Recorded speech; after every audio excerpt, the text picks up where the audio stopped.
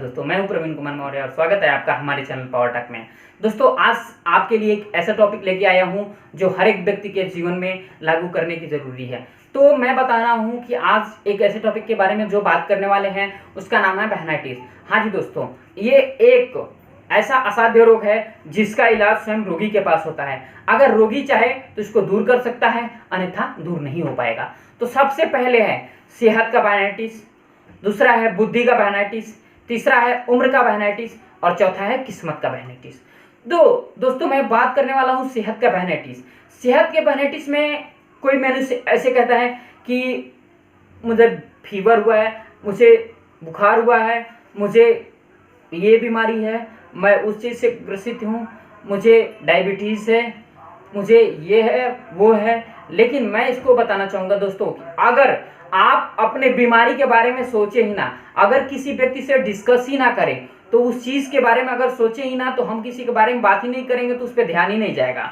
अगर हमारा ध्यान ही नहीं जाएगा तो उस पर हम सोचेंगे नहीं, जब ध्यान ही नहीं जाएगा तो उस चीज़ की बात ही आगे हुई नहीं होगी। अगर आगे बात ही नहीं होगी तो वो चीज़ बढ़े घटे उससे हमें कोई दिक्कत नहीं होगी। लेकिन आप अगर ये कहेंगे कि हम क्या अपने सेहत के बारे में बात ना करें, सेहत के बारे में बात करें, लेकिन अगर आप बीमार हैं तो भी बोले मैं स्वस्थ हूँ, आप ये लॉ ऑफ अट्रैक्शन का यहाँ पे यूज कर सकते हैं।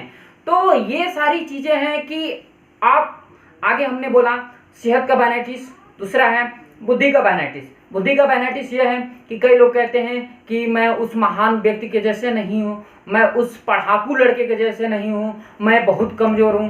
दोस्तों, तो यहाँ अपनी क्षमता को हम खुद कम आंक रहे हैं, अपनी क्षमता को हम खुद कम आंक रहे हैं। क्यों?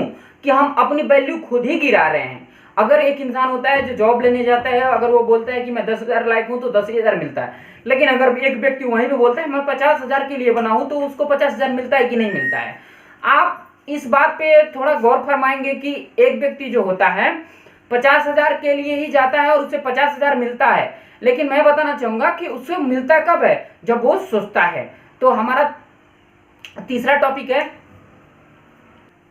मेरा तीसरा टॉपिक है उम्र का बहनाइटिस। हाँ जी दोस्तों, कई लोग बोलते हैं कि मुझे 30 साल हो गया, मुझे 40 साल हो गया, अब मौका मिला तो क्या मैं अब कर पाऊंगा? नहीं, मेरे ऊपर ये जिम्मेदारी है, वो जिम्मेदारी है। इस चीज़ के बारे में बात करते हैं। तो मैं बताना चाहूँगा दोस्तों, आपको कृतज्ञ होना चाहिए कि 30 साल या 40 साल या 50 साल में भी आपको मौका मिला। आप सोचिए कि कई लोग 80 साल, 62 साल, 63 साल में उनको मौका मिलता है, फिर भी वो मौका को नहीं छोड़ते और मौका को पकड़ लेते हैं। आप ये भी जानेंगे कि KFC के मालिक कॉलोनेल सैंडर्स, जो उनको 62 साल की उम्र में उन्होंने KFC का रेस्टोरेंट ओपन किया।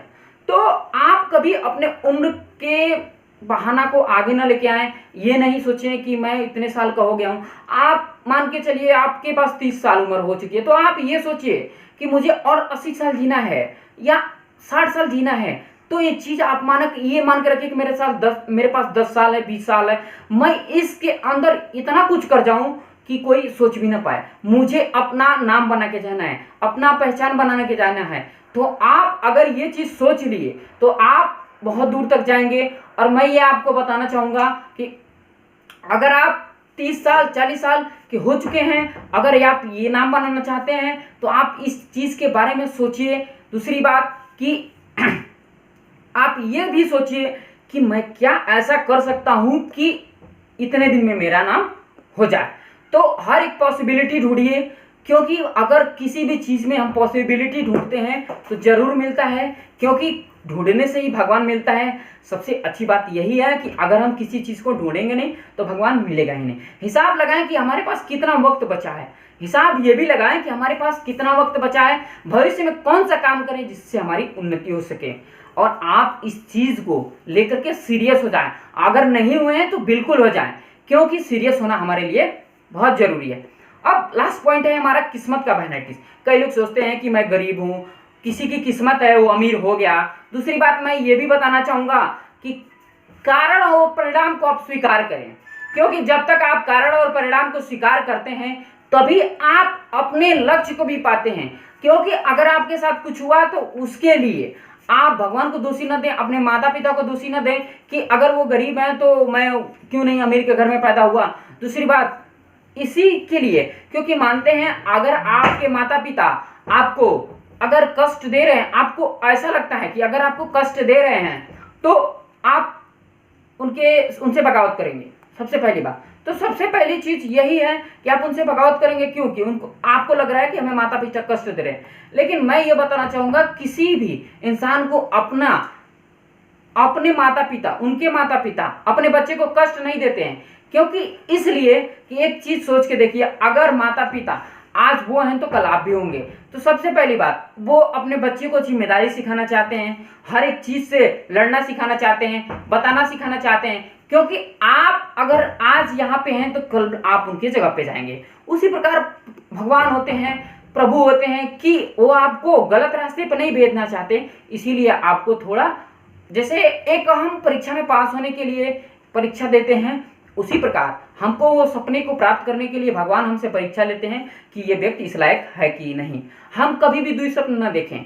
मतलब हमारे कहने का मतलब ये है कि मैं कर पाऊंगा कि नहीं कर पाऊंगा, हो पाएगा कि नहीं हो पाएगा। दोस्तों ये ना सोचे, सिर्फ यही सोचे कि मैं इस काम को कर सकता हूँ, मैं इसके लिए बना ही हूँ।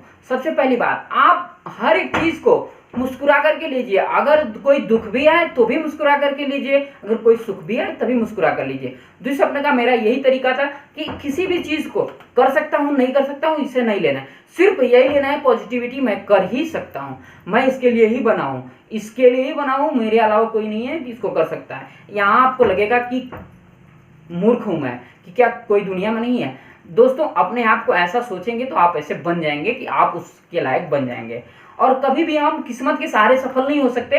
क्योंकि किस्मत के सहारे हमें वही मिलता है, जितना मेहनत करने वाले व्यक्ति छोड़ के चले जाते हैं, हमें वही मिलता है, किस्मत वालों को वही मिलता है। तो सबसे पहले हम अपना प्रयास करें, हम अपनी किस्मत के भरोसे ना बैठें। अगर प्रयास करते रहेंगे तो हमें वो चीज़ मिल जाएगा। दोस्तों तो सबसे पहली बात मैं बताना चाहूँगा, अगर ये वीडियो आपको अच्छा लगा हो तो लाइक और सब्सक्राइब और कमेंट करें। अगर जो भी इसमें पॉइंट आपको अच्छा लगा हो कमेंट सेक्शन में कमेंट करके मुझे बताएं। Thank you.